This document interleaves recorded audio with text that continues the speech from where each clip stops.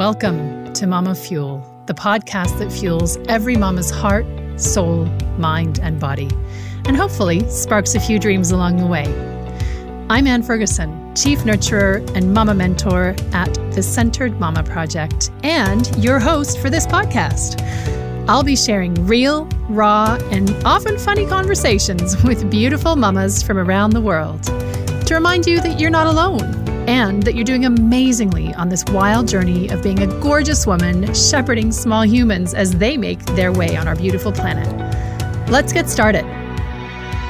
Hello, and welcome to today's episode of MamaFuel, the podcast. As ever, I am delighted to introduce you to someone who is dear to my heart, who is a co-adventurer on this journey of life and motherhood and entrepreneurship and dreaming. I'm really excited to introduce you to Natasha Vanzetti, who is a dreamer and a doer extraordinaire. We crossed paths in a business-related group, and immediately I could feel Tasha's energy and positivity and her true knowing that there is so much potential and so much is available to us in the world as women, as mothers, as dreamers in every sense. So without any further ado, Tash, welcome and thank you so much for joining me today. Hello, I'm so excited to be here. And that intro just warmed my heart. You've totally made my day. So thank you. Well, that's good because, it's the end of your day. So there's been a lot of stuff happening in your day. Tash, you're in. It is. Yeah, you're in Canberra, Australia. Yep. So it's Friday night here for me. But I promise I haven't had a wine yet. The wine is in the fridge for later. Excellent. And here in Switzerland, it's morning. Well, midday. So yeah, I'm really thrilled that you're spending part of your Friday evening with us. So thank you. Well, how could I say no to the invitation? It's amazing. Oh, we're going to have some fun. So apologies to everyone listening. I have a little bit of a, so we'll just have to make do with that. And we'll probably hear the dog grunting outside the door, but hey, life, right? So Let's dig right in. How about if you tell anyone whose blessed earbuds we're lucky enough to be in a little bit about what your life looks like right now?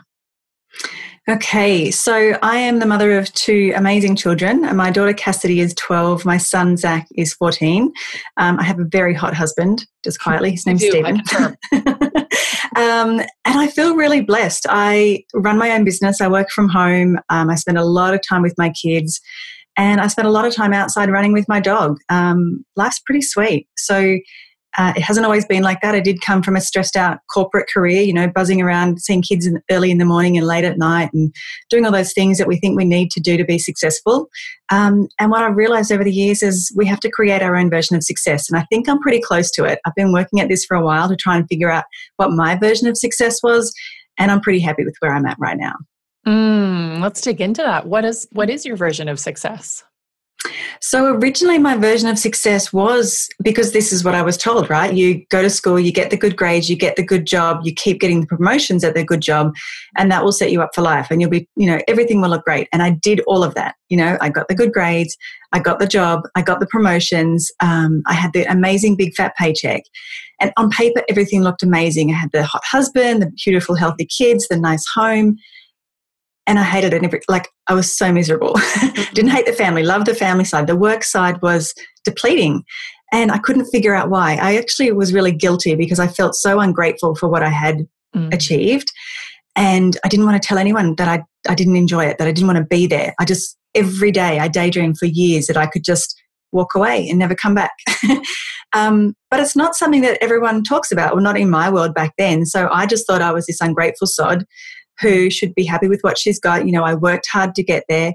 The money was great. That kept me there for a long time. And then, as my kids came along and I was having to battle with, being the first mum at daycare to drop them off and the last mum to pick them up and picking up tired kids. And I said to my husband, this is not what I signed up for. This is not what we want our family to be. There's got to be more to it. So yeah, we kind of just started figuring out what that looked like. And for me, it meant walking away from that corporate career and pretty much cutting our income in half. But it was worth it. I think I was at that point in time where I knew that wasn't going to sustain me. It was sustaining our family financially, but it wasn't sustaining me emotionally. And I'm an emotional girl. I have, I always used to say I was way too sensitive. but I've just embraced the emotional side of me. I feel things very deeply, and that's a strength of mine. And I could really feel that what I was doing was not the right thing for me or for my family. I wasn't the happiest of mums when I was stressed at work, or, having to be stressed, dropping them off and picking them up. And if they were sick, like the stress of who's going to look after them because we didn't have family in town. I just wanted to be happy again. And that pretty much, as much as everything on paper was money and success and promotions, my new version of success was I just want to be happy again. I just want less stress. I just want ease back in my day. And yeah, it took a while to figure out, but I think we're getting there. Well, certainly my experience of you so far in the roughly year that I've known you, virtually anyway, I can't wait for the day that we actually get a hug. I know. But certainly my experience of you is one of radiance and one of happiness. But one of the things I really appreciate about you is that it's also unvarnished. So you have times when you're having wobbles and you say, I'm having a really big wobble, or you have times when you're not sure of something, or when a situation has happened and you'll talk about it. And I know of you in the context of business, but I imagine the story that I make up in my mind is that you're probably like that across the board, and hopefully unvarnished in your relationships with your family and with other women and with people in general about how you're feeling now versus at the time, that facade of looking like everything is good and having to show that you're grateful. And I mean, the amount of energy. Oh my God, I just had this rush of energy, just this whoosh went through me, because I remember back in those days where I had the mask on, the mask we all put on that everything's fine. I've got this sorted. I am in complete control. Yeah. And I was the one that people were coming to. Everyone would come to me to get things organized. Everyone would come to me if they're having a bad day because I had it all together. So again, it made it so hard for me to ever say, I'm really not coping. I'm really struggling here. Nope, I've got it all in control. I've totally nailed this. I can do it all. And I couldn't. I was a crumbling mess behind the scenes. Now I know that it's okay if I'm having a bad day. It's okay to tell people I'm having a bad day. If my kids see me cry, it's okay for them to see me cry and to understand why I might be upset. Yeah. Whereas before I would try and hide all of that, or I'd be so frustrated inside from trying to keep it all together that I would just explode, for no reason, supposedly. But I'd been bottling and bottling and bottling. And I thought, this is not great parenting. I can't have it all together and then just burst into this rage because of some tiny little thing. And it wasn't that tiny little thing. It was the 100 things before that I had not shed any emotion around. So these days you get to see much more of who Tash is. And it took me a long time to figure out who Tash was, because the version of me back in my corporate days was a very filtered version of who I am. I'd kept my true self very protected, very filtered. Like I said, I've always been a very emotional person. I could always pick up on a lot of different things and sort of see things just in a different way. And we all see things so differently. But yet we try and be like everyone else. So I was trying to be like everyone else, or who everyone expected me to be. And I think that's why I felt so depleted. So now I've realized that the more I show up and share what's really going on for me, the more that empowers others to do the same. And I get constant feedback on that I can't, it's so, I loved when you said that. I loved when you shared that. I could totally relate. It makes me feel like, I'm okay. I'm going to get through this. And we need to do that for each other, because if we sit there and say, everything's fine, I'm in control, I've got everything sorted, then no one feels that they have permission to say that I'm actually having a really bad day.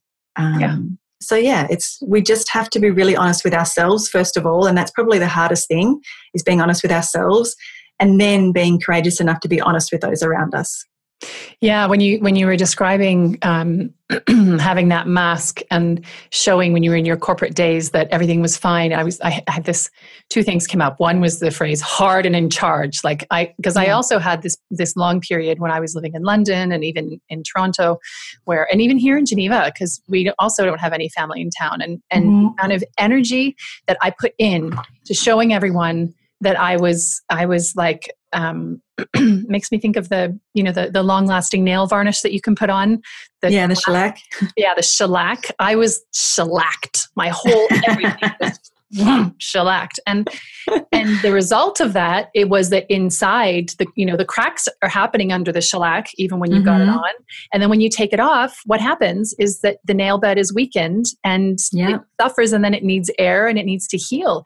And that wasn't a premeditated metaphor, but actually I think it's a really good one that, I certainly, and I hear that you did as well, put so much energy into maintaining this appearance of being okay and of never showing anyone that you weren't, because especially if you're that person that people come to, and if that's you and you're listening, if you're the person that everyone comes to, will they like you if they can't do that anymore? Will they keep doing it? Is that such a part of your identity that you are the answer provider, the solution finder?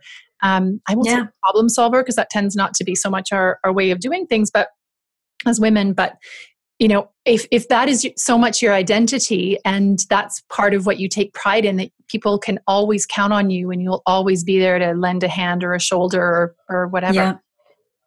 Then what's my role if I don't show up as this Amazon, as this, I can do everything and I'll take it on and I'm strong and fit and can get through every challenge? Yeah. Who am I? And saying yes to everything. Everything. Yeah. And then just figuring exhausting. it out, right? No matter what the cost is to you emotionally, energetically, in sleep and everything else. And you were saying about how, you would get to the stage of exploding at your kids, and it wouldn't be about that thing. It would be about the emotions that you had been bottling up. But it's even underneath that is the emotions you're not letting yourself feel. So that takes to just stomp them down. And maybe some of us eat to avoid those energies. Maybe some of us drink. Maybe some of us over-exercise. Maybe some of us zone out watching TV. Or certainly I know that my phone gets pulled out on moments when it's just getting too intense. And I realize that I've retreated. I'm standing in the kitchen alone with my kids and things are hotting up. And because it's easier to just go into the phone. And it's a practice for me to put it down and to just be like, I'm having really big feelings about what's going on, and none of that is about me, and their thing is their thing, and whatever they're all coming with their big feelings. Yeah. Just a big hot mess of feelings. And so unpicking, and we're in the process of unpicking that, because otherwise resentments build in places. Well, just resentments build, and then they land in places they don't belong. They don't belong anywhere, really, because I don't think it's helpful. I don't think we can fully decipher what's going on, and we can't communicate our own feelings if we're so wrapped up in this angst and frustration under the surface. And the more we try and be, what people expect for everyone else, and not think about what we need as individuals, there is that underlying resentment, and we can't quite put our finger on why things don't feel great. We can't put a finger on why we're not engaged, like we're not lit up inside anymore. Like you see little kids run around, they're just like, rah, having the best time ever. And as adults, we lose that ability because we're so filtered and we're so conformed into what society expects of us, or what we assume society expects of us, that we snuff out that light within us. And it's really hard to rediscover. Like it took me a long time to find that part of me again, that was happy to explore and be curious and be open and not worry about falling over. For God forbid, for years I was terrified of making a mistake or to be seen as any form of weakness. Those close to me kind of knew that, I was a crier, I'd cry in movies and all of that kind of stuff, but that's kind of where it ended. I went through life believing I wasn't creative. I went through life thinking I was the academic one of the family. I was the one that was going to have the good career, and I fell into a finance career, and because I was good at it, that's the path I took. I never liked finance. It was just, it paid well and I was good at it, and I ticked the boxes. Oh, another promotion. Great. I guess I'm being successful. Yeah. And what I've discovered, like when I left that, and what I've discovered is there was so much more to me, just itching and screaming and fighting to come out, but I would not allow her to be seen. Thank God I got over myself enough to let her come out to play for a bit. Well, yes, thank Goddess, as I will often say, thank Goddess you did, because that's how our paths crossed. And one of the things that we often talk about, both through your work, but also just generally when we're chatting, is this. We're talking about the the ways that we think people expect us to show up. And I've often talked about this. I've talked about this in other podcast episodes, and I'll talk about it in my blog and other places. But the stories we make up about what other people are thinking, and then we're reacting, like, stay with me, we're reacting and behaving in response to what we think other people might be thinking of us, of which we have no idea. Oh, we've got the whole narrative sorted. Right. Oh. And then that shapes our life and that shapes our behavior. And that's really messed up. Like, how does that, but at some stage we learn to do that because that's how we got our needs met in our families of origin. And I'm not, casting a shadow on anyone's family, including my own. But the reality is, and our kids do the same, right? We all learn coping mechanisms and behaviors that get our needs met, our needs for attention, our needs for love, our needs for food and drink and movement and cleaning and whatever, like from infancy. And so it's not that these patterns and habits and stories that we have are bad or wrong, but it's that they don't serve us anymore, right? No. Yeah. So I have a term for that I kind of fell into. It just kept flooding out of my mouth whenever I was saying these kind of things. It's called mind shit. And it's not a typo. It's not a mistake. It is mind shit. And basically that is the word that I use to explain what's going on when we're falling for our bullshit again, when we are falling for the stories that we've taken such fierce ownership of that did serve us once upon a time, but we forget that we can actually create a new one if that no longer serves us. I mean, it served its purpose back then, but we're a different person now. We're on a different path. We have a different future that we're, heading into. And we need to become different people to, discover the next layer of our success, our path, our journey, our adventure, whatever it wants to be. Our joy, exactly. Like, we are all evolving. And I think our stories need to evolve with us. Like, we cannot evolve if we're stuck in stories from 20, 30, 40 years ago. But it's just an awareness. Like, we have such fierce ownership of them without realizing it. Yeah. And when we sort of realize that, hang on a minute, that doesn't feel right. Like, I'm a bit frustrated. I don't know why. We can have the so-called knowledge to do something. We can have the desire to do something. But if we're not doing it, if there's that frustration that I'm smart enough and I've got the desire, I want it, why isn't it happening? There's a belief in there that's stopping you. There's a belief in there that's a story that you've created for whatever reason that is stopping you. So when you're not getting what you want, you have to really, and it's hard. It's really hard to take a look and say, what is my story here? And again, there's no blame, there's no guilt. It's just fully acknowledging it and taking ownership of it and taking ownership of what you want to create instead. Yeah.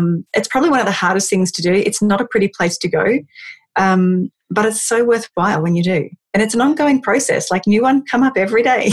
They totally do. And it's something that fascinates me and in turns thrills me and also frightens everything out of me, because going deeper, it's the onion as you remove layers of the stories that the thing is, most of these stories, we don't even realize that we carry them. And so we don't, and our kids have them too. And so we make up stories about other people's behaviors. So I was listening yesterday to a beautiful podcast from the guest that I had on in episode 3, Marion Rose, who's a fellow, she's a fellow Australian. She's English, but she lives in an Australian husband for years.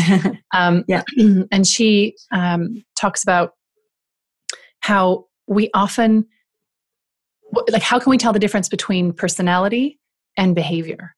And in our children, how much of this repressed emotion, repressed feelings, repressed bigness of expression is coming through as something that we perceive as personality. And then we make up this story that, oh, well, she's just like that. He's just like that. That is how he and she has always been. And it becomes part of our narrative about the child, part of our narrative about how that child behaves with his or her sibling, if they have any. And then that kid takes on those stories on board as fact, because we're the parents and we know stuff, right? Which is what we've taught forever. Well, I'm the big person and I know, like, it's cold and wet outside. You need to put a raincoat on.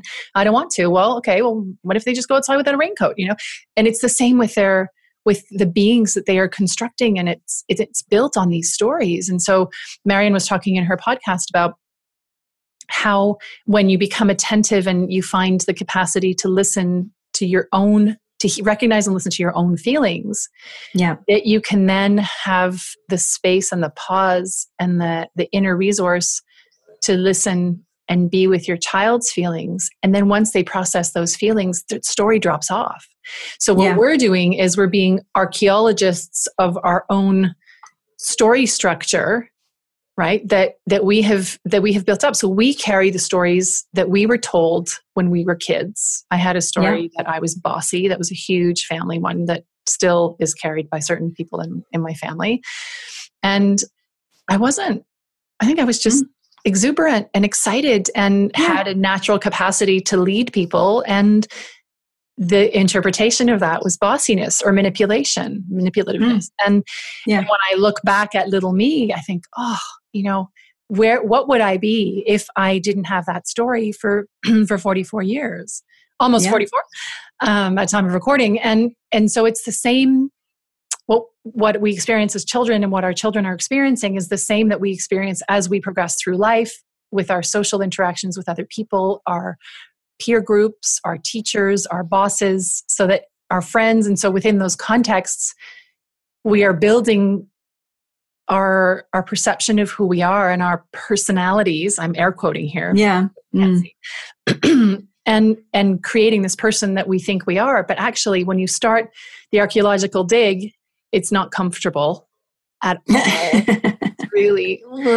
Growth never is. Oh, it's never comfortable. I really hate it. It sucks. But what's at the other side of it is, oh, wow. I don't have to always behave this way. I don't have to always react this way. I don't have to make these choices. I don't have to show up this way. I don't have to dress this way. I don't have to, right? Yeah. And I notice it in my kids too. I'm much more aware of the language that I use these days. Like, in the first, 5-10 years of parenting, I didn't know about this stuff. Like I was just living the life that I thought I should live and the life I'd been taught to live. And I wasn't paying attention to my language. I mean, to a point, but I wasn't fully aware of, what I was, how I'm creating these little humans. And I started to notice my kids say things that would frustrate me. And then I'd like, oh, that's what I say. And I had to really start catching myself. And you know what, as kids and for us and for my kids and everyone else listening, like it can be the tiniest thing that starts the story. So for example, my daughter is terrified of flying now, right? She's 12 and we're talking about doing an overseas trip. And she said, well, I'm not coming. I'm not flying. So she was adamant she was not going to come with us because she would not get on a plane. I said, but honey, you've been on planes. Like we did a lot of flying when you were younger. You never had a problem. You loved it. She would strut through and, take over and just be, queen, little queen. And I said, when did you start getting scared of flying? And she's like, oh, I don't know. I'm never getting on a plane ever again. And I couldn't figure it out. We'd never been no one in our family had been involved in a plane accident. I couldn't figure it out. Anyway, she said to me, we were talking about it, and she said, oh, I saw on the news that, planes always crash and everyone dies. So she saw one news story, because I don't have the news on in my house. I cut it off years ago. But before I was doing that, when she was quite young, she saw on the news a plane crash and everyone had died. And that's the story that she's carried. She's never getting on a plane again. You can talk to her and say, but people die in car accidents and you're still happy to get in the car every day. That's different. So that moment in time for her when she saw that news story, and that's why I'm so, well, that's another rant, but I'm so against the media and the news that it's not on in my house. I don't have it. It's not allowed on the radio in the car. It's not on the TV. We don't order newspapers. I keep up to date in certain ways. My kids keep up to date in certain ways. My husband still reads it. He reads it online. That's fine. That's his prerogative. But I'm such an emotional being that every time I would see the news, I would take everything on. Like I would literally carry it all. Whereas my husband's not wired like that. He can read the news and go, oh, cool, and move on. Like it does not sit with him. But for me, I just take it like weight after weight after weight. Same. And I think my kids are much the same. They take everything on. When my son was younger, he's very sensitive, and I would have to let him know it's okay to cry, mate. Like get it out of your system. It's fine. And encourage him as a young boy that it's okay to show your emotions. It's okay to be worried or scared or fearful or upset or, whatever it is. Because there's so many, like, just stop it. Stop crying. And it's like, well, I'm a crier. It's really hard to stop when you want to. And if he's a crier too. Like we have to be really kind to ourselves and to our kids and to everyone around us and just say, you know what, this is an experience they're going through. Let's really watch the language that's going on and let's see if we can help them through it and help them navigate it rather than just going, oh, shut up, don't be silly. Of course you're not scared of planes. Yeah. And that all starts with you, right? It all starts, and this is why the biggest pillar of the work that I do with mamas in the Centered Mama Project is the self-love-a-thon. Like we spend time, 40 days, doing kind things for ourselves and listening to how we speak to ourselves. And that is the red thread that runs through everything that I share, that I talk about, that I write about, and I will bang on about it until I can no longer bang on about anything. Well, that's the one thing we let go of when everything else takes over is ourselves. We don't have time for ourselves anymore. Or we don't allow time for ourselves. We don't see ourselves as a priority, yet we're the one running everything. Or we think we're the one that has to run everything. And so there's no time for us. We give it to our kids, to our friends, to our work colleagues, to everything else, the housework. And the more I've taken ownership of my energy and my time and, set those boundaries for myself, I'm far more capable of looking after everyone else around me. Yes. It's a much easier process. Yeah. And that's such a default. I can hear anyone whose earbuds were in going, yeah, but in my family, it's different. In my family, I have multiple kids, or I have someone who has a learning difficulty, or I have someone who has a special need, or I have someone. Yes, all of those things are true. And also what is true is that if the center of the wheel crumble, then the wheel is going to go wonky and everything's going to go off the rails. Yeah. It doesn't mean that you're responsible for everything. It also doesn't mean you have to control everything, because that's another thing that we often do. But it means that your biggest responsibility to your family, as I see it, is the care and keeping of yourself.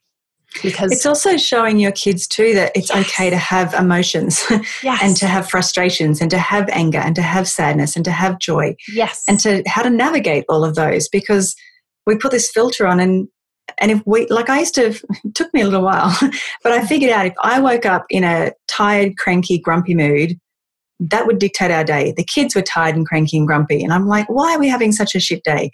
Oh, it's how I wake up then reflects onto the family. Especially when they're small, they're sponges in every sense. Yeah. Yet when I started taking better care of myself and I would wake up happy and alive and joyful and energetic, we would have the most amazing days. And yes, everyone's busy, but even 10 minutes, 5 minutes, just those reset periods are so important. And it did unfortunately take me a long time in the first few years to learn that. But yeah. I'm sort of, when my sister had her little one, it was just like, please take time for yourself. Please take time for yourself. Yeah. And we, if we're lucky, we have someone saying that to us. And I certainly did. And there are some situations, if you're a solo mama, which I am most of the time, or a single mom, it's harder. It's a lot harder to take that time. But there are windows, like when you go pee. I made a rule that mommy pees alone. And my kids are almost 11 and almost 9. And the little one will check where I am, because she's got really high anxiety. She'll check where I am. And sometimes she'll want to have conversations with me. And I say, I'm in a soundproof box. I'm just peeing for 90 seconds. Usually it takes a little longer because I'll just hide in there and I can be reading something, or, So my kids have stopped following me now, but my dog still follows me. Yeah, right? Exactly. I know someone else whose dog goes with her everywhere, including the loo. My dog knows he's not allowed in. But it's that finding. I know that it's hard. I know that there are extenuating circumstances. We all have them because life, right? And also those extenuating circumstances are calling for you even more loudly and even more urgently to take care of yourself. Because if you crumble, then that's one more person that the system has to take care of. So take care of you. I would love to talk about one of the things that you have really helped shift for me is this concept of mind shit, as you call it, these stories. Because certainly in the business side of things, which is how we met, I had a lot of, but I couldn't do this and I couldn't do that because, and I'm not ready. And this podcast is an example of one of the things that has happened as a result of me going, I see you stories. I'm not reading you anymore. I'm not buying you anymore. I'm taking you off the shelf and I'm just checking that book out. I literally am taking the book of the stories and I'm throwing it away. It's burning as it flies and it's gone. and I'm still, I'm still pressing forward. And here we are into episode, I don't even know which episode this is going to be yet, because I've got a few. And you're loving it. And I'm loving it. And I would love to do this full time and speak on stages. And that's the vision. Yeah. So I would love to talk to you about that, the stories that we tell ourselves and how they shape and impact our lives, as leaving aside the entrepreneurial piece for now, because if we're listening, mamas are listening to us, they might not be entrepreneurs. Maybe they have, if you're listening, you have a job. It is not just business. I mean, it's everything. And that's what I'm realizing more and more and more. And, for anyone running a business or wanting to start a business or in business, there is so much personal growth that has to go on before your business will be a success. Yes. You can't have professional... you can't have professional success unless you have personal development. It's just, there's no way around it. And there's plenty of examples. The stories where, when my son was young, my firstborn, my friend would constantly want to, Tash, just let me take him for a walk for a couple of hours, just have a break, have a sleep. No, I can do it. No, and had the story was, he's a difficult baby. He's not a great sleeper. He wants to eat all the time. I can't possibly take a break. No one else could handle him. That was total BS. He was an awesome child. He didn't sleep great for the first 6 months, but anyone could have handled him, honestly. He was not a terrible child. But I had that sense of, I need to be the one looking after him, and therefore I can't do anything else because I'm attached to this child, or this child is attached to me the whole time. And it was complete BS. There's so much stuff that goes on. And I think what we do is we create scenarios and stories around why we can't go and do the things we want to do, instead of using that energy of worry and fear and internal conversation, instead of channeling that energy into actually doing the thing that inspires us or calls us or we're curious about. It's really easy to spend all your focus and energy on doing things for everyone else. Yeah. But we always have an excuse or a story as to why we can't do the thing we really, really want to do. An example is when my kids were quite young. So they were early primary school, maybe year 1 and year 2. And over the Christmas holidays, because we have our summer holidays over Christmas, I found out I had the opportunity to go to Borneo to do this charity climb, to hike Mount Kinabalu in Borneo. And we found out Christmas, we're chinking champagne. I'm like, my whole body lit up. I'm like, oh my God, that's so exciting. I have to do it. I'm getting goosebumps now just remembering that moment when I found out that I could go. And part of me said, well, that's ridiculous. Your kids will be back at school then. How are you going to do it? You haven't even trained yet. We don't even know what you're doing. But there was something inside me that was screaming so loudly, saying, you have to do this. I'm still shivers everywhere. And I just said to my husband, I said, if I can make this work, are you cool with that? Because he had to be back at work by then, and we had young kids, and there's responsibility. I can't just zip to another country for a week or two and climb a mountain because I feel like it. Well, that's the kind of the story. And he's like, fine. We just need someone to take care of the kids, and that'll be fine. We'll make it work. So within a couple of hours, I had my grandmother and my aunt who'd said, yeah, great, we'll come and visit. We'll stay for the week. My sister ended up coming with me. So her boss was one of the trekkers, and he said, well, it's 15 guys and Tash. Do you want to come too? And then you can hang out with your sister. I'm like, yeah. So and I got to training. I had 6 weeks to prepare in the middle of summer with kids on summer holidays. And I'm like, I'm going to make this happen. I had every opportunity and every excuse could have come up to make me say, no, it's too hard. I can't do it. I'll never get ready in time. I'll never make the trek. It's too hard. Whatever the story is. And I wouldn't listen to any of them. I said, I'm going. And I would see myself on that mountaintop for sunrise, and I was so excited. And, it took a lot of effort. Well, I was training at 6 o'clock in the morning. I'd be training late at night. Once my husband got home, I'd go and run up the hills in the dark, with my backpack on, just trying to get physically ready for this amazing trek. And we made it happen. It was the most amazing gift I've ever been given, to be on that adventure and to just finally do something for me. And I think that's what it was. It was just that call to do something for me. It meant nothing to anyone else. My friends at school, the first week back at school, and they said, what have you been up to? And I was like, I've been training. I'm off to Borneo in a couple of days to try and climb this mountain. They all thought I was nuts. They all thought I was joking. And I'm like, oh no, I'm going. And they're like, what? Yeah. And it was just, I've learned that if something is screaming at me so much that it's a big fat yes, you don't have to know the how, you just have to do it. And there are so many gifts that we give up and we never open them because we want to know how it's going to happen. Well, how am I going to do that? You don't have to know the how. You just have to know that that's what you want, and you just have to go for it and don't filter it down and just do it. And you can do the most amazing things. I mean, I've done some pretty cool things that when I look back, I'm going, oh my Lord, how the hell did I do that? And yet I just went, this is what I want to do, and I'm just going to do it. And we will find a way. Yeah, you have done some amazing things already that I can think about. I would like, before I ask you about one in particular, we're saying, not worrying about the how. Your daughter, Cassidy, who is 12, right? 12, yeah. So both your kids have a massive passion. Zach has this huge passion and really a lot of skill, doesn't he, with skateboarding? Completely random, but he's an amazing skateboarder. And that has been part of his dream and something that you guys as a family have managed to make space and time for. Yeah. And your daughter Cassidy has a passion, as did I, as does one of my girls, as did you, for horses. And she dreamt of having a horse. What happened? Because that is such an example of not worrying about the how, just focusing on this is going to happen. And this was at age what? How old was she when she started saying she wanted a horse? So I had a horse when I was young. I lived in the country, a little country town. So having a horse back then was pretty easy, pretty cruisy. Like, there's paddocks everywhere and everything was cheap to run. And we live in a city. Like it's not as easy to have a horse in the city. It's in a bush city. Like there's a lot of bushland around us. And anyway, I used to take it to my nana's, and we started going to visit my nana's neighbour who had polocrosse horses, and he was the guy that helped me when I was young with my horse, because I was young. I was the only one in my family that really cared about horses. So he taught me everything I needed to know. And we started riding his horses, and we'd do the sunset ride along the creek, the rides that I used to do as a kid. And it was so beautiful to do them with my daughter. And then she started really just falling in love with them. And she was probably 8 or 9 maybe at that time. And I thought, it's great. Every time we come back to my nana's, she can go for a ride.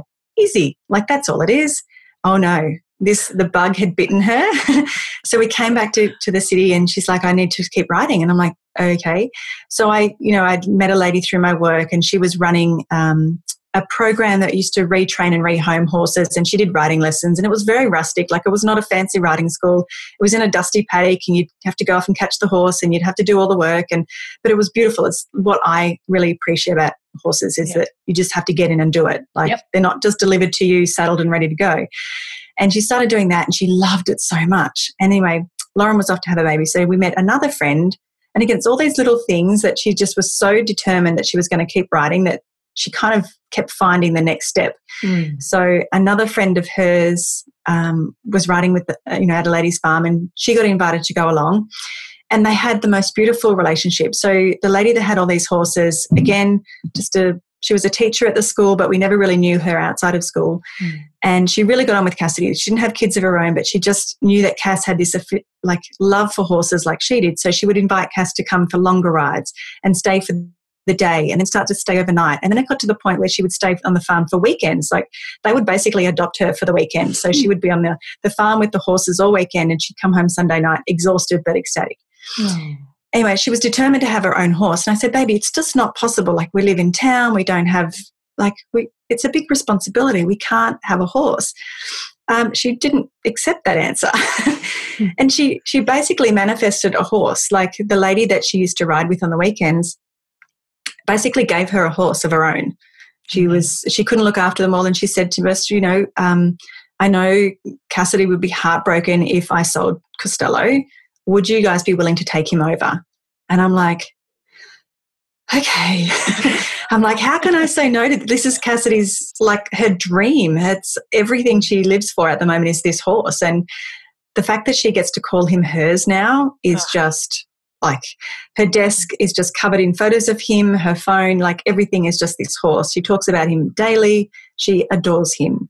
And he was basically given to her as a gift to, because she could see that this little girl Cassidy just had this love for this horse. And so and that's the thing, she wants to go and do shows. She wanted to be a show jumper and all of this kind of stuff. So, the first couple of shows she did, borrowed horse, borrowed gear, borrowed jacket. Like she had none of the equipment, none of the fancy gear. People would turn up in these, $100,000 trucks and all the high-end stuff. You know what show jumping can be like. Yep. Yes.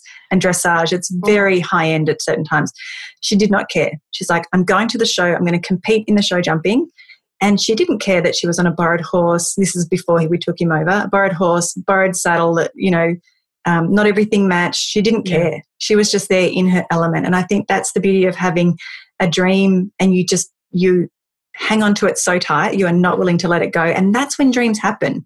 Yes. When you're wishy-washy, when you give up on them too soon, of course they're not going to happen. But when you are so fierce about it, and she was going to have a horse whether we liked it or not. She didn't know how it was going to happen. It just was. And she's made that happen. And, she competes in shows, and she's, we found agistment 15 minutes from our house. Like we live sort of on the outskirts of our city, and it's a 15-minute drive through the country to this amazing farm with arenas and paddocks and stables. And amazing. So that's where he lives, and we get to go visit regularly. So there you go. The power of consistency and belief, and just knowing that this is happening. She wouldn't give up on that dream. Yeah. It's the story that she wanted to live. The fact that my story was, we can't get you a horse. Like it's not viable, Cass. It's too expensive, or we don't have time, or these were the stories that I had around that. And she didn't believe them. She's like, well, no. And that's the thing. We have stories, and people will have stories that will tell us we can't do what we want. Yes. But if you fiercely believe it enough, then you can disregard them. Like not everyone's stories are truth. And I think that's what we need to remember is that was my version. That was my story. That wasn't her story. Her story was, I'm getting a horse. Yeah, we have the same story here. And there are frequent storms of absolute despair that what if, because I've said, if when you're 12, when you're old enough that you can cycle to the barn and you can go and get the horse in the paddock and you can do a lot of that stuff on your own. Yeah. Then, I've said, I don't, if we have the resources and we have the time and the setup, then I'm delighted for you to have a pony.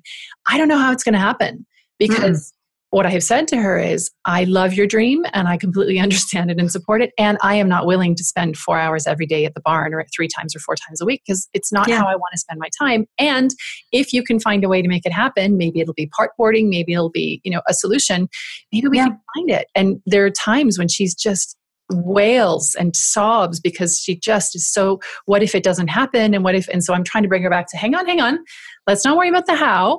Let's come focus forward. Yeah. Focus forward, and not in the sadness, because it just will breed more sadness. Focus forward in what we want, and see, let's just see where we go. Let's play with it and be curious. And this is something that I learned from you. And I would love if you could tell us, because you did something at one point that you had no plan to do, and you did it super fast, and you even surprised the crickets right out of yourself.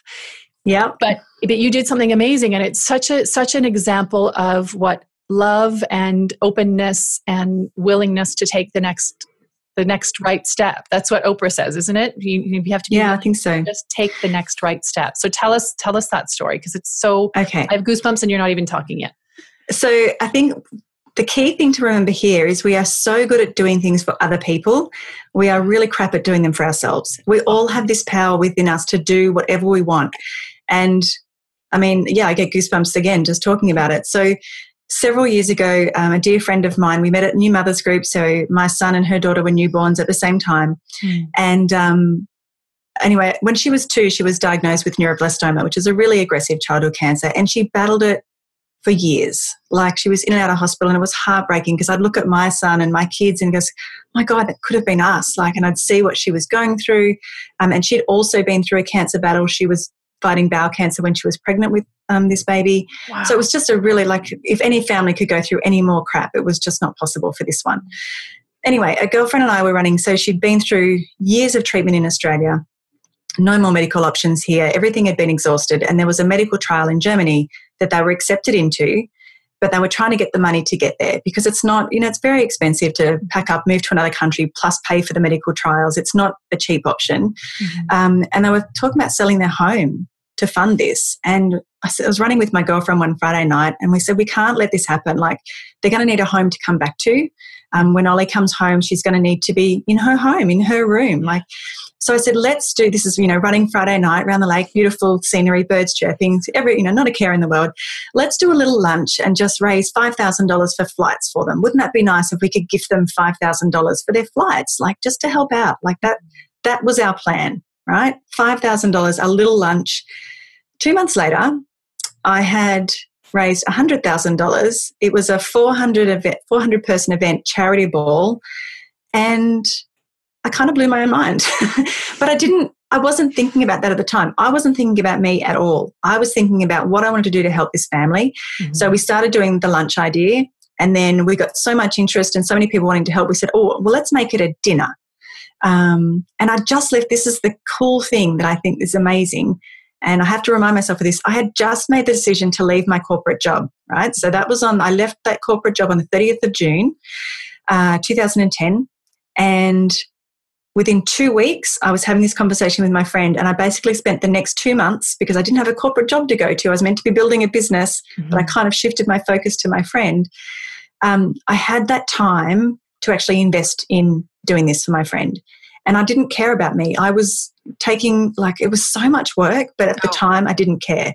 And it just kept building and building. And I was like, well, let's raise $10,000. Let's do a dinner and raise $10,000. Oh, maybe we could raise $20,000. So I never sat there Friday night running around the lake going, let's go raise $100,000 in 2 months, because I would have just scared myself out of it and completely thought myself out of it. Like, that's ridiculous.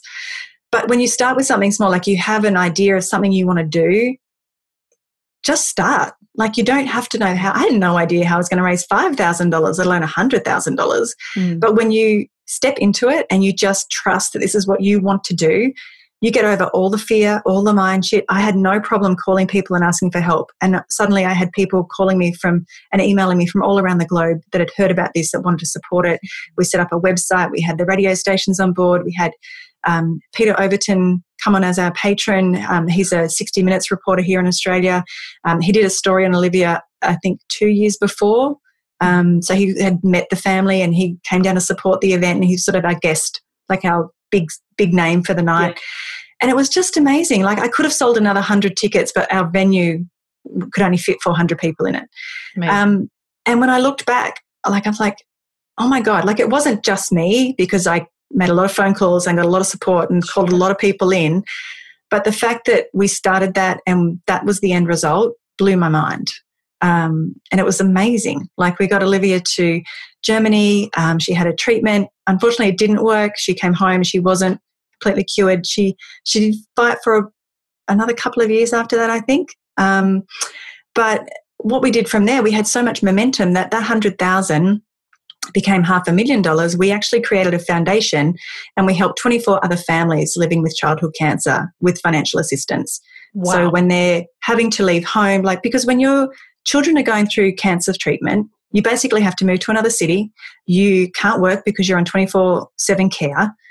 It's very disruptive to families. Families were constantly separated.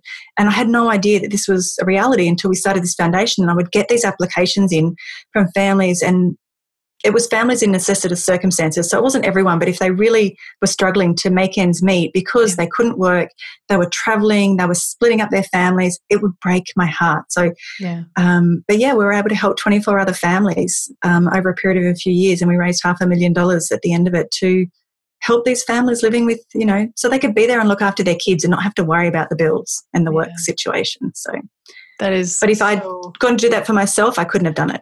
I would have had too many stories. Right. And that was one of the reasons that I wanted to share this, get you to share this story with anyone who's listening to us, is that we are, and you've said this too, we're capable of so much more than we think we are.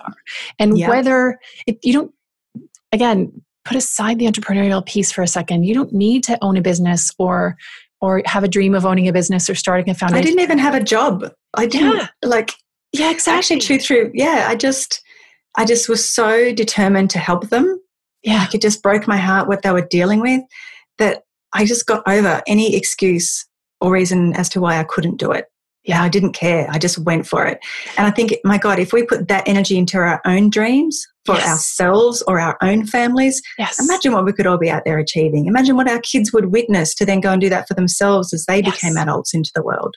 Yeah. And it puts me in mind of a quote. I think it's Michelle Obama who says, don't make decisions from a place of what might happen, from a place of fear of what might happen. Make decisions from a place of belief in what you want to happen. Something I'm really messing up her quote here, but it's something like a lot. But if I find it, I'll put it in the show notes that I will eventually produce on the web page that's not yet on my site. But hopefully when this is published, it'll be done. But that's it, right? Like not going from a place of fear about what other people will think and what other people will say and how other people will react, because, and I constantly repeat this. I think this is the third time in the podcast interviews I've done already that I've said this, but my parenting coach, Leslie Potter, says, people will think what they think and feel what they feel anyway. You might as well be straight and honest and true to yourself and be completely in integrity with what you really want and what you really believe and what your dreams truly are and where you really want to be, because they're going to react anyway. So they might as well be reacting to the truth, to your actual truth, not to stories, right? That not to the way, because then untangling, like the process of unpicking and untangling the ways that you've been behaving and interacting and showing up in relationships and getting to true you means a lot of grief sometimes, means some pain for you, for the other people who are like, but hang on, you know, this is true in marriages, right? Like you fall in love and everything is amazing and the other person's like this and you're like this and she brings out the best in me and he brings out the best in me and that's all, you know, nice. But then like 5, 10, 7, 11, 12, 15 years in, you're like, oh my God, I'm so tired. I can't do this anymore. I can't do this, you know, holding up of being this person that I was at the beginning, because actually that's a part of me, but it's not all of me. Or I was repressing these things that I love because I wanted to be with this person so much. Or, you know, you've just evolved so much more. Like we are always growing, all of us. Yeah. And I think we have to allow that. We have to not settle and not say, oh, well, I'm 35 or I'm 40, I'm 45 now. Like, this is it. This is what I've created. I'll just sit here. Shall I? No. I'm just getting started, my Lord. Same. Me too. I'm at time of recording. Today's the 13th. I'm 13 days from my 44th birthday. It's on the 26th. Ooh. And 11 is my absolute favorite number. I was born in 11/11 and it's the number of angels and I just love it. And 44, I'm like, people are excited or scared about turning specific ages. I'm like, I'm a multiple of 11. 44 is awesome. I'm so excited about 44. And so now I'm just like, oh, this, you know, the being like you, being told over and over, you're too sensitive, don't be so stupid, get over it, you know, why are you so dramatic, all of those things, these stories that were piled on as other people were reacting to me from the stories that they were piled on to them, you know, all of this, like, you're too sensitive and, you know, don't take it so seriously. All of these things now, these are riches that I'm rewriting the story. And I know, and I live and I see you living this too, that we have the power and the ability all the time to rewrite our stories. We get to decide. I get to decide if I want to keep living where I live. I get to decide if, you know, and I have been thinking about this a lot recently of, you know, our kids are in school and one of our kids has dyslexia and learning difference. And that means that school choices are very specific because we want to make sure that she has the best support she can because she's brilliant and super talented. And school isn't an easy place for her set up like it is. So sometimes we think, you know, we looked for a while about moving to Bali so they would go to an amazing not school. And sometimes I think, you know, that, you know, do we do that? Do we stop my husband traveling all the time? Like he comes home for a visit for 36 hours and leaves again. He's coming home in a half an hour and he'll be here until Monday morning at 5 and then he leaves and he'll be gone all week. Sometimes should we just stop all of it and literally move to Bali or move to the countryside somewhere and just stop, just get off all of this and come back to what really matters. Like if we only had 5 more years to go or 2 more years or 1, is this what we would want? Well, where we are right now is just the result of all the choices we've made. Yes. And what we need, I have a reminder that goes off, I have a couple, but one of them is I'm grateful for the choices I get to make. And it pings every morning at 7:00. And it just reminds me that I'm in control. And sometimes some of the stories are a bit harder to dig out and identify and then to rewrite them. And sometimes it's like, isn't this so amazing that we get to create whatever we want going forward? We get to choose how we react to things. We get to choose, as to what we want to dream about. And we get to choose how we're going to react, how we're going to nurture our kids, how we're going to expand their own dreams and get them dreaming a lot bigger. I love the fact that my kids have just a solid, firm focus on something that truly lights them up. Like it rocks their world. And we support that. We don't always understand it, but we support that 100%. So, you have to support the people that you love around you, but you also have to support yourself and your own dreams. And sometimes your dreams, people around you won't understand them. That's okay. It's not their dream. It's yours. So you've got to surround yourself with the people that will just, lift you up and support you and high five you. And then be there on the days that it's all going to fall to shit anyway, because there's not every day is an amazing day. It's hard work sometimes when you are breaking that out of that habit, breaking out of, 45 years of belief and story and habit and creating a new reality for yourself, or just even the small shifts. It's hard, but it's so worth it. It's hard, and it's when the things get the hardest that the belief needs to be the strongest, because it's easy to believe and to trust when everything is going great and you can see the wide open road in front of you and the sun's shining and you've got the tunes playing in the car and the air conditioning's working. It's amazing. It's not so easy to see when it's pouring rain and your tire's flat and you're at the side of the road in the middle of a desert. Maybe not if it's raining, but you know what I mean? It's in the middle of nowhere.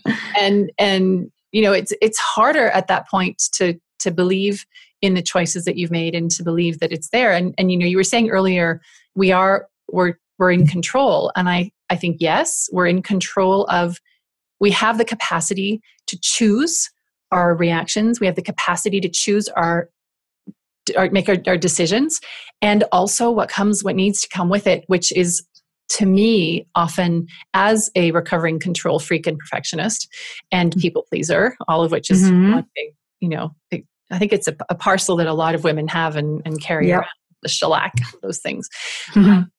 Is trust, because there's a lot of conversation in the circles, certainly that you and I move in, about co-creating with the universe, and that there is something greater than us, and whatever you believe that to be, there is something, in my opinion, there is something greater than us. And do I think that if there is a greater than me, it's concerned about whether I get to school on time to pick up my kids and all the minutiae of life? No. But do I think that there are forces supporting us and available to us if we're just willing to rest in them and trust in them? I do. Am I able to do that regularly?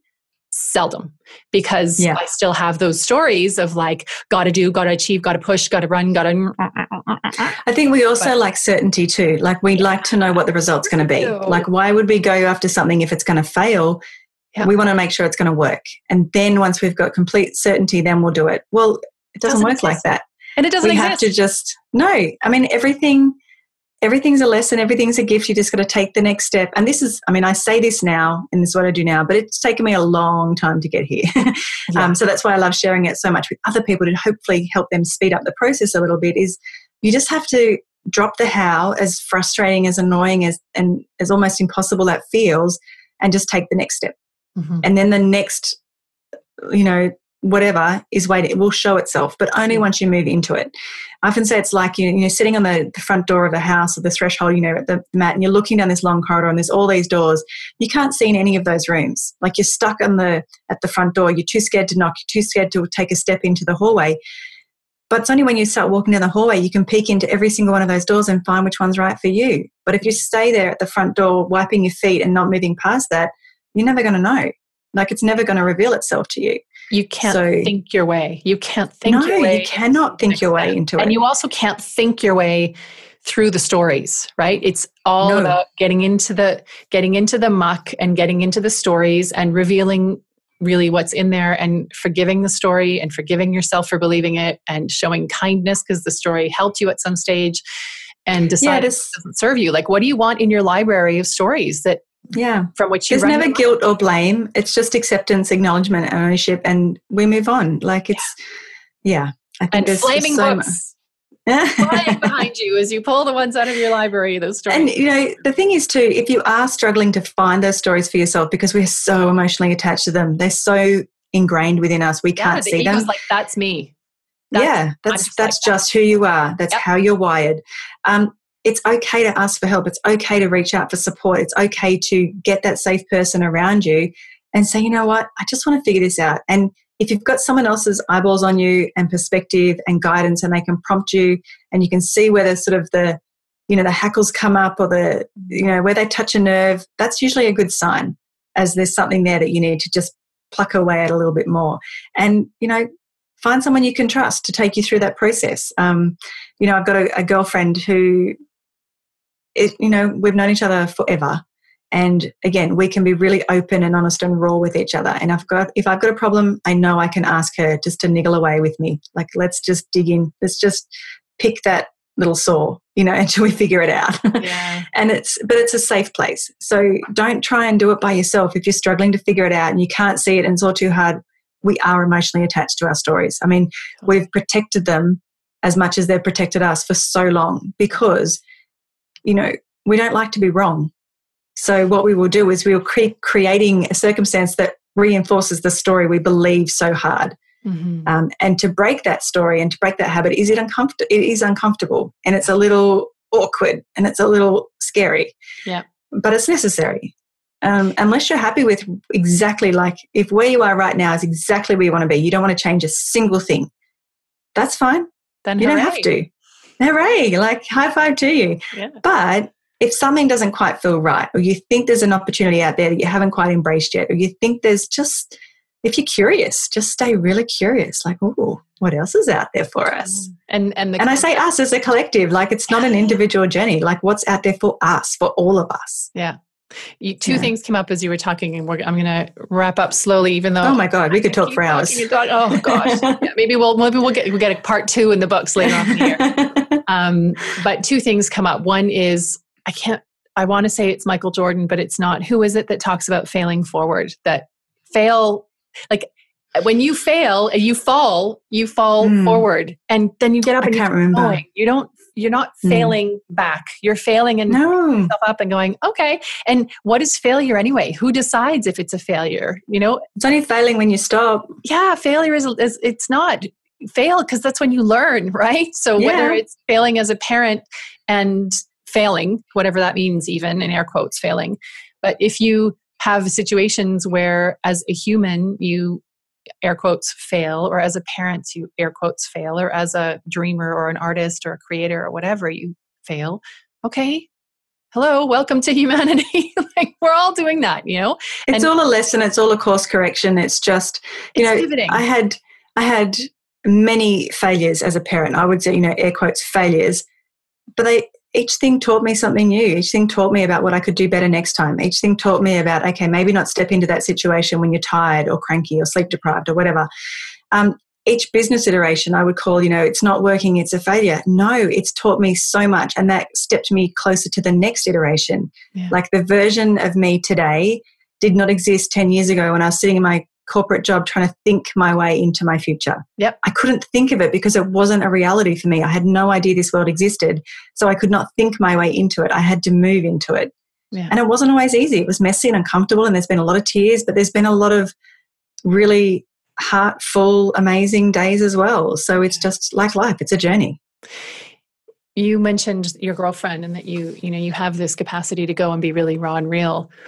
And to anyone who's listening, I would just really encourage you to be conscious and careful of who you choose to do that with, because particularly when we're not very practiced at being vulnerable, which I'm very vulnerable and raw and honest and real on social networks, and I'm unvarnished as much as I can be, which is pretty unvarnished.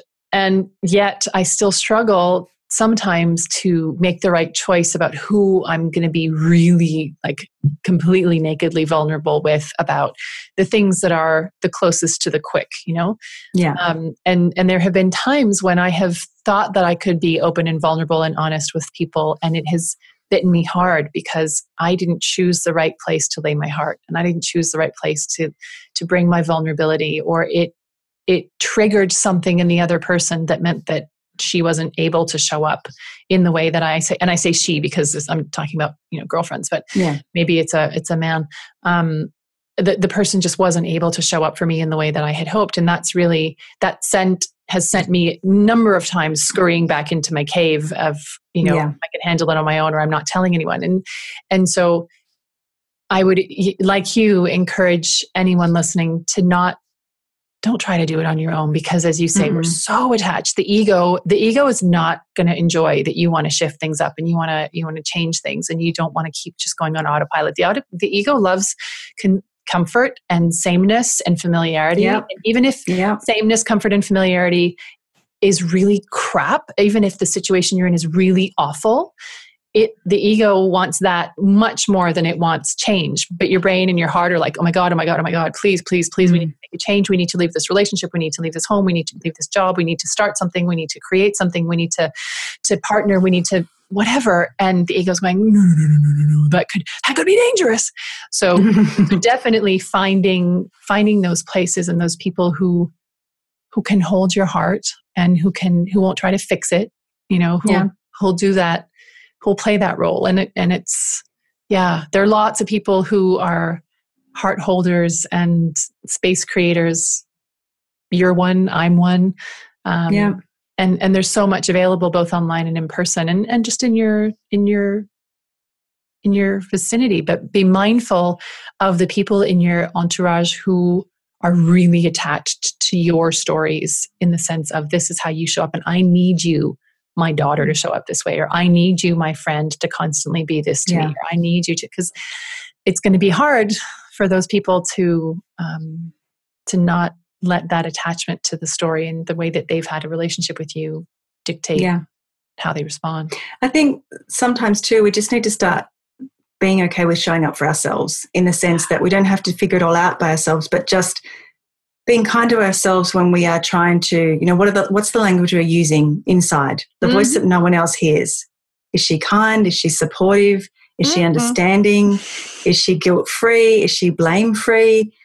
And just being kinder to yourself and making sure that voice is one of support and resonance and understanding. And it's okay, we're going to figure this out. Not, you're a bloody failure, you've done it again, look at you, you're crap, you'll never figure it out. I know which one I'd prefer to listen to. Same, but which one do you listen to? 44 years? Well, yeah. Our brain is wired to go straight to the negative. Yeah. Because that's what it latches onto, because once it can squash that, and then it puts us back into safety mode. Yeah, okay, I'm sweet. Whew, that was close. Yeah, I was reading something that said that our whole culture is wired actually to look for fault. So we look for fault in our children, we look for fault. And it's true. I was looking at houses, because I think we might sell this house and move to a different part of Geneva. And I was looking at houses and I was showing the girls, and I was like, but then there's this, and then there's this. And they were like, why are you always looking for the negative? And I said, well, because if you buy a house, you need to be aware of if you need to invest even more money, if you need to fix stuff, it is actually a reality. They're like, but you're only looking for the things that aren't good. And I thought, you know what? You're right. Well played. Yes. The lesson got in. Yeah. Busted, Yeah. So Tash, I could talk to you for hours, but you have wine in the fridge. And, I have lunch waiting for me somewhere in our and a husband coming home soon. For a visit. So yes, and podcast episodes to get out. And I would love to do this all day. Yay. But where can, if your beautiful voice and your take on this wild ride that's life has spoken to one of the mamas listening to us, where can someone find you? So if you just put in Natasha Vanzetti, you will find me. I think I'm the only one around. I haven't found another one yet. So Instagram is my little happy place. That's where I play. That's where you get to come on my sunrise runs with me. You get to meet my crazy dog. You get to see me at the horses. Facebook is Natasha Vanzetti online, and then natashavanzetti.com is my website. Cool. And everything I do will be... Sorry? How fun to have a name that no one else has. I know. I have to thank my beautiful husband for the awesome surname. But yeah, it's just, it's, I've got a few things that I'm working on at the moment, but you'll find me through just put my name in. Yeah. Cool. Well, come and join me on Instagram. It's lots of fun over there, or on Facebook. Yeah, no, it's definitely lots of fun. And I'm very, very happy that our paths crossed through Laura, who I'm hoping to get to come on the show because we've got so much good stuff to talk about. So for a future podcast episode, I'm putting it out into the universe that Laura is going to come on. But I'm so glad that our paths crossed and really grateful that you've taken the time to jam with me today so we can share this with mamas and their earbuds around the world. So thank you. It's been my absolute pleasure. I can't wait to share this out. And again, more people need to have these conversations. So I'm so grateful for you for lifting the lid and just being there to support others through this, because it's not an easy journey to do it alone. And I don't think we need to. So the more we can support each other, the better. Thank you. All right. Definitely. Take care. Talk soon. Bye. Bye. That's it for this episode of MamaFuel, the podcast. Thanks for listening. There's a lot more conversation, sharing, and real mama talk happening in our private Facebook group. To join in, go to www.thecenteredmamaproject.com/Facebook and be sure to say hello when you get there. Can't wait to see you. If you like this episode, or if you know a mama who could use a little mama fuel, I'd love you to share this episode and to rate and leave a review. Every comment helps, and it's always a delight to hear from you. Thanks, and bye for now.